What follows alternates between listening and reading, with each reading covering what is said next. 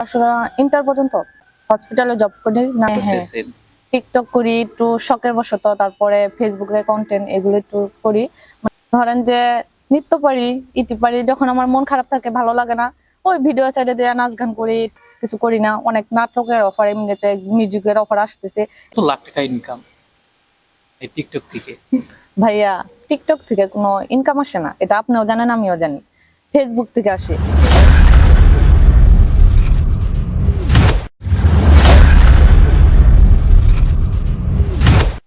প্রিয় দর্শক, আসসালামু আলাইকুম।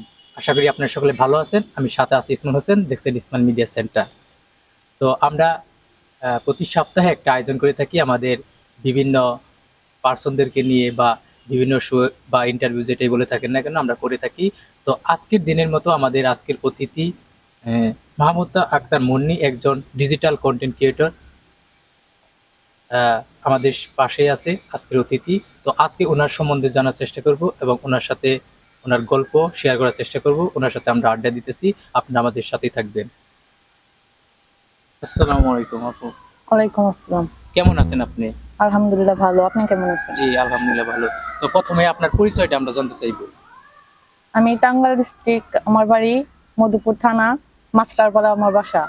আমার নাম মাহমুদা আক্তার মুন্নি। আপনার পড়াশোনা কতদূর? পড়াশোনা ইন্টার পর্যন্ত। তো আপনি বর্তমান কোন পেশায় আছেন? বর্তমানে আমি হসপিটালে জব করি, নার্সের জব করি। কিছুদিন হলো একটু অফ রাখছি, একটু অসুস্থ ছিলাম এই জন্য। তো এর পাশাপাশি আপনারা হয়তো কোনো একটা সোশ্যাল মিডিয়াতে কাজ করতেছেন বা হ্যাঁ, হ্যাঁ, করতেছেন। টিকটক করি একটু শখের বশত, তারপরে ফেসবুকে কন্টেন্ট এগুলো একটু করি।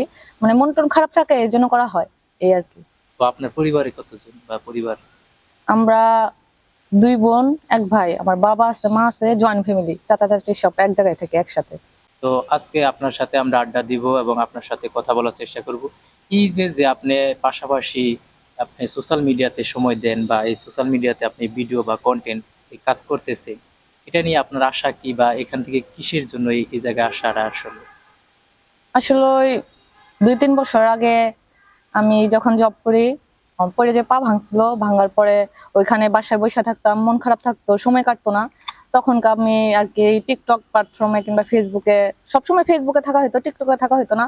মন টন খারাপ থাকতো, তখন একটা টিকটক আইডি খুলি। খোলার পরে সেখান থেকে ভিডিও করা, দেখি যে না আসলে ভিডিও করলে মনটা ভালো থাকে। মানে আমি যে সময়টা একা ফিল করতাম, ওই ভিডিওটার মাধ্যমে আমার মনটা অনেক ভালো হয়ে যেত। সেইখান থেকে আস্তে আস্তে ভিডিও করা। এখন দেখি ভিডিও করলে পরে আসলে নিজের মন যত কষ্ট থাক, ওটা ভিডিওটা করলে পরে ওই কষ্টটা বের হয়ে যায়। আমি অনেক অনেক বিনোদন দিতে পারি, মানে আমার নিজের খুব ভালো লাগে। এই জন্য এই রাস্তাটা বেছে নিচ্ছি। তো আপনার পরিবারে, মানে আপনার নিজস্ব পরিবার, যেহেতু আপনি বিবাহিত, হ্যাঁ, তো হ্যাঁ, কে কে আছে? আমার একটা ছেলে আছে, আমার হাজবেন্ড আছে, বাবা মা ভাই বোন আমরা সবাই একসাথে। তো এই যে সোশ্যাল মিডিয়াতে আপনি সময় দেন, কাজ করেন বা ভিডিও করেন, যেহেতু আপনি কোন কোন প্ল্যাটফর্মে কাজ করেন? আমি ধরেন যে নৃত্য পারি, ইতি পারি, যখন আমার মন খারাপ থাকে ভালো লাগে না ওই ভিডিও সাইডে দিয়ে নাচ গান করি, একটু মজামজি করি, কিংবা কোনো বিয়ে বাড়ি, আমার ফ্যামিলিগত অনুষ্ঠান হলে বিয়ে বাড়িতে নাচ গান করি। কিন্তু এক্সট্রা যে কোথাও যাওয়া ওইভাবে যাই না, এগুলা করি। তাছাড়া বাহিরে কোনো কিছু করি না। অনেক নাটকের অফার, এমনিতে মিউজিকের অফার আসতেছে, এ পর্যন্ত করা হয় নাই। ইনশাল্লাহ ভবিষ্যতে যদি ওরকম কোনো চান্স পাই অবশ্যই করবো ইনশাল্লাহ। তাতে এই কন্টেন্ট ক্রিয়েটর নিয়ে আপনার পরিকল্পনা বা কোনো চিন্তা ভাবনা আছে কিনা? হ্যাঁ অবশ্যই, যেহেতু এই প্ল্যাটফর্মে আসছি, চেষ্টা করব উপরের দিকে ওঠার জন্য, কিংবা ভালো কিছু মানুষকে ভালো ভালো জিনিস উপহার দেওয়ার জন্য, বিনোদন দেওয়ার জন্য। এটা তো সবারই একটা আশা থাকে, এরকম আমারও ইনশাল্লাহ আশা আছে। তো আপনি কোন জায়গায় কাজ করতেছেন বর্তমানে, মানে সোশ্যাল মিডিয়াতে, টিকটকে বা ইউটিউব, এখন ফেসবুক? বেশি থাকা হয় টিকটকে। ফেসবুক চালাইছি, মনিটাইজেশনও আসছে, কিন্তু ওইভাবে ফেসবুকে ঢুকি না। অনেক ব্যাংকের অ্যাকাউন্টে কোনো অনেক কিছু বাকি আছে, তো ওইটা ঠিক করার পর থেকে ইনশাল্লাহ ফেসবুকেও সারাক্ষণ থাকবো, টিকটকে তো সবসময় থাকাই হয়। তো আমরা জানতে চাইবো আপনার মাসে কত লাখ টাকা ইনকাম এই টিকটক থেকে? ভাইয়া, টিকটক থেকে কোনো ইনকাম আসে না, এটা আপনিও জানেন আমিও জানি। ফেসবুক থেকে আসে। ফেসবুক থেকে আসে, কারণ টিকটক থেকে ইনকাম আসে না। টিকটকে যদি আমরা কোনো প্রমোট করি কিংবা কোনো কিছুর অ্যাড দেওয়া হয় তাহলে আমাদের টাকাটা আসে। ওটা যদি না করা হয় তাহলে কখনো আমাদের টিকটক থেকে আসলে ওইভাবে টাকা কখনো আসে না। আমি এভাবে পাইনি এই পর্যন্ত। কি যে বর্তমানে মানুষ বলে আপনি যদি এখন একটা কন্টেন্ট তৈরি করতে যান বা একটা ভালো একটা নাটক বা একটা ভিডিও করতেও যান, মানুষ ভাবে যে টিকটক করতেছে। আসলে এটা এখন মানুষের কোন দৃষ্টি থেকে আপনি কি বলতে চান তাদেরকে, যে এখন এখানে আমরা যে একটা ভিডিও তৈরি করতেছি, যদি অন্য একটা মানুষ থাকে ভাববে টিকটক করতেছে, কিন্তু এটার সম্বন্ধে আপনি কি বলতে চান? ভাইয়া এখনকার যে ডিজিটাল যুগ, এখনকার আমরা কেউ যদি ভালো একটা কন্টেন্ট করতে চাই, মানুষ ভাবে টিকটক করতেছে, সরাসরি বলে ফেলে কি প্রতিবন্ধী, দেখো টিকটক করতেছে।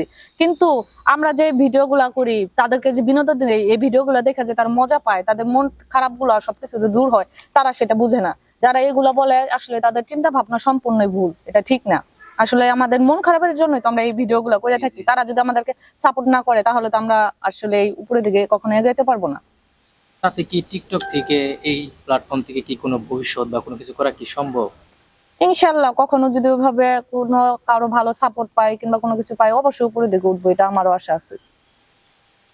তো আপনি নতুনদের জন্য কি বলতে চান? নতুনদের জন্য আর কি বলবো, আমিও নতুন, আর যারা নতুন নতুন আছে সবাই, নতুন যারা আছে সবাই সবাই সাপোর্ট করবা, আমরা তোমাদের পাশে আছি, সাপোর্ট করবো ইনশাল্লাহ। কারণ যারা পুরাতন মিলিয়ন মিলিয়ন ভিউ, তারা কখনো ছোট ইউজারদের কখনো সাহায্য করে না। অতএব সবসময় একটা কথা বলবো, যে যারা নতুন আছো, আমরা যারা নতুন আছি, একে অপরের পাশে থাকবো এবং উপরের দিকে অনেক দূরে এগিয়ে যাবো। আপনি কবে থেকে এই ভিডিও শুরু করছেন? বেশি দিন হয় নাই, 1-1.5 বছর হয়তো বা এরকম। আপনার প্রথম ভাইরাল কোনো ভিডিও আছে টিকটকে? হ্যাঁ, অনেকগুলো আছে। যেমন? যেমন ধরেন, আমি একটা যখন হসপিটালে জব করি, একটা মানে প্রতিবন্ধী লোক নেংড়া নেংড়া যাইতেছিল, আমি ওইখানে দাঁড়াই, আমি ছাতা দিয়ে বৃষ্টিতে আসছিলাম, তখন তারে ছাতাটা ধরছিলাম, ধরার পরে ওনারে আমি সাহায্য করছিলাম, যে পর্যন্ত বৃষ্টি না কমছে আমি ছাতা নিয়ে ওখানে দাঁড়াইছিলাম প্রায় 1-1.5 ঘন্টার সময়। আমার ওই টিকটকটা সর্বপ্রথম ভাইরাল হয়েছে, এবং আমি ওই টিকটকে অনেক অনেক ভিউ পাইছি। টিকটক থেকে আপনার অনুপ্রেরণা কি? টিকটক ভাইয়া, এটা প্রথমে ফ্যামিলিগত ভাবে অনেক বকাবকি করতো, এখন আর কোনো বকাবকি করে না, দেখে যে এটা আমি করি বইলেও লাভ নাই কা, যেহেতু মন টন খারাপ থাকে, যে কোথাও গেলে আমি ওই প্রাকৃতিক দৃশ্যটা ধরার চেষ্টা করি। এই জন্য এখন আর ফ্যামিলি থেকে অতটা বেশি কিছু বলে না, কারণ আমি কোনো একটা জিনিস দেখবেন, আমার আইডিতে যাই, আমি কোনো ছেলেদের সাথে বেশি ভিডিও করি না, আমি একা যতটুকু পারি ওইটুকু করি। এই জন্য আমার ফ্যামিলি থেকে কোনো বাধা দেয় না। যদি ছেলেদের সাথে করি তখন হয়তো বা কিছু বলতে পারে, জি, অবশ্যই। এখনো এই পর্যন্ত কেউ কিছু ভালোভাবে বলে না কে। আপনি কন্টেন্টের আইডিয়া কোথায় থেকে পান? এটা ওই যে বললাম না, বৈশা বৈশা যখন পা ভাঙছিল, বৈশা এগুলা দেখতাম, ইটি করতাম, তখন থেকেই মনের ভিতরে আসে এই জায়গাটা গেলে অনেকে কমেন্টস করে, আপু এই জায়গাটা যাও, যাওয়ার ভিডিওটা দাও। ওইখান থেকে ওদের মানে নতুন নতুন ইউজারের প্রেরণা থেকে আমার এই মনে আরো ভালো ভালো কিছু আসে, ওইগুলো আমি ভিডিও ছাড়ি। নিজেকে আগামী 5 বছরে কোথায় দেখতে চান, বা কি পরিবর্তন হতে পারে বা হবে, মানে এটা? টিকটক থেকে তো ওইভাবে কোনো কিছু আনা আসে না। যদি আমার ফেসবুক কন্টেন্ট ওটা ঠিক করতে পারি, ইনশাল্লাহ আমার ইচ্ছা আছে আমি অনেক দূর পর্যন্ত এগিয়ে যাবো। পছন্দের ফ্যানদের একটা কমেন্ট যেটা আপনার এখনো মনে আছে বা মনে থাকবে? তোমার চোখ দুটো খুব মায়াবী। কেউ নেগেটিভ কথা বললে আপনার কেমন লাগে বা কি বলতে চান তখন? নেগেটিভ কথা বললে পরে তখন আমি বলি, ভাইয়া নেগেটিভ কিছু বললেন না, যেটুকু আগে 1 মিনিট ভাইয়া আসছে।